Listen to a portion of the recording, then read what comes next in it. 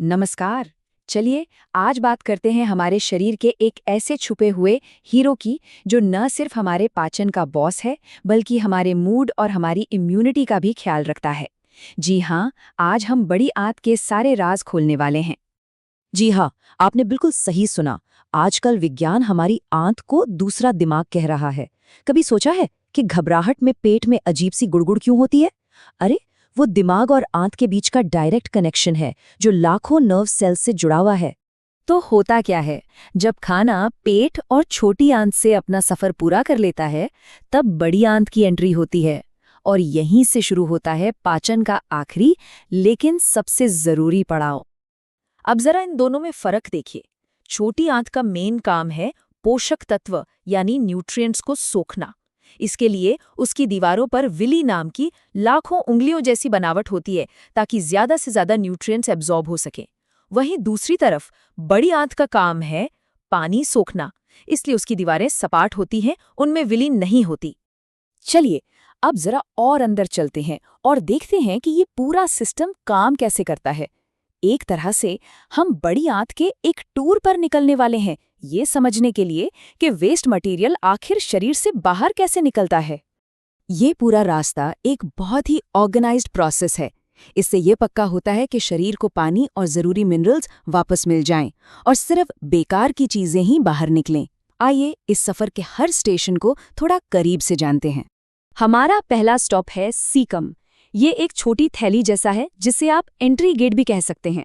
छोटी आंत से आने वाला वेस्ट सबसे पहले यहीं पहुंचता है और हाँ, इसी से अपेंडिक्स भी जुड़ा होता है। आजकल माना जाता है कि अपेंडिक्स अच्छे बैक्टीरिया के लिए एक सेफ हाउस की तरह काम करता है। अगला और सबसे लंबा रास्ता है कोलन का। इसके 4 हिस्से होते हैं। असली काम यहीं पर होता है, पानी और इलेक्ट्रोलाइट्स यानी सोडियम, पोटेशियम जैसे जरूरी मिनरल्स को सोखना। इसी प्रोसेस से लिक्विड वेस्ट धीरे धीरे ठोस मल में बदल जाता है। और अब हम पहुंच गए हैं सफर के आखिरी पड़ाव पर, रेक्टम और एनस। रेक्टम एक तरह का वेटिंग रूम है जहां तैयार मल जमा होता है। जब ये भर जाता है तो दिमाग को सिग्नल मिलता है और फिर एनस के जरिए वेस्ट शरीर से बाहर निकल जाता है। तो अब तक शायद ये लग रहा होगा कि बड़ी आंत सिर्फ एक वेस्ट मैनेजमेंट सिस्टम है ना? लेकिन रुकिए, कहानी में एक ट्विस्ट है। इसका काम सिर्फ इतना ही नहीं है। जैसा कि आप देख सकते हैं, बड़ी आंत एक मल्टीटास्कर है। ये हमें हाइड्रेटेड रखती है, खून का थक्का जमाने के लिए जरूरी विटामिन के बनाती है और तो और ये खरबों अच्छे बैक्टीरिया का घर भी है जो हमारी सेहत के गार्ड्स हैं। ये आंकड़ा देखिए, कमाल का है। हमारे शरीर की लगभग 70% इम्यूनिटी हमारी आंतों में ही रहती है। पता है क्यों?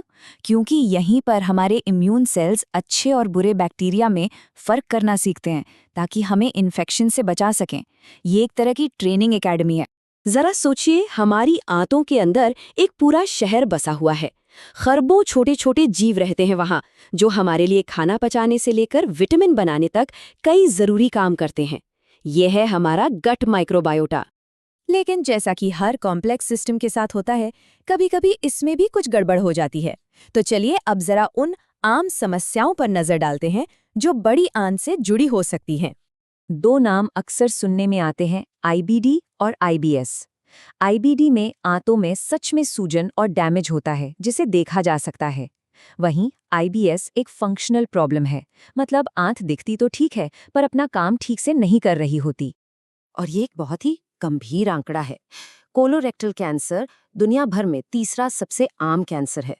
इसकी शुरुआत अक्सर छोटे छोटे दानों से होती है जिन्हें पॉलिप्स कहते हैं। इसीलिए कोलन की सेहत का ध्यान रखना बहुत बहुत जरूरी है। इन वार्निंग साइंस को कभी भी नजरअंदाज नहीं करना चाहिए।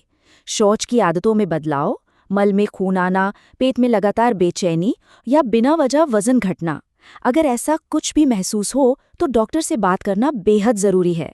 सही समय पर पता चलने से बहुत बड़ा फर्क पड़ सकता है। पर अच्छी खबर ये है कि हम अपनी आंतों को सेहतमंद रखने के लिए बहुत कुछ कर सकते हैं। तो चलिए अब जानते हैं एक स्वस्थ आंत के लिए कुछ सीधे और सरल नियम। ये रहे 5 सुनहरे नियम। फाइबर से भरपूर खाना खाइए, थोड़ा चलिए फिरिए, वजन कंट्रोल में रखिए, शराब सिगरेट से दूर रहिए और हाँ, 45 की उम्र के बाद स्क्रीनिंग जरूर करवाइए। ये छोटे छोटे कदम हमारी आंत को सालों साल स्वस्थ रख सकते हैं। कोलोनोस्कोपी को सिर्फ एक टेस्ट की तरह मत देखिए, ये एक तरह से जीवन बचाने वाला टूल है। ये उन पॉलिप्स को ढूंढकर हटा सकता है जो आगे चलकर कैंसर बन सकते हैं, मतलब बीमारी को होने से पहले ही रोक देना। तो अब सवाल ये है कि अपनी आंत की सेहत के लिए आज से ही कौन सा एक छोटा सा बदलाव किया जा सकता है? शायद डिनर में एक सब्जी और बढ़ाना, या फिर कल सुबह बस 10 मिनट की वॉक पर जाना। याद रखिए, एक छोटा सा कदम भी एक स्वस्थ जिंदगी की तरफ एक बहुत बड़ी छलांग हो सकता है।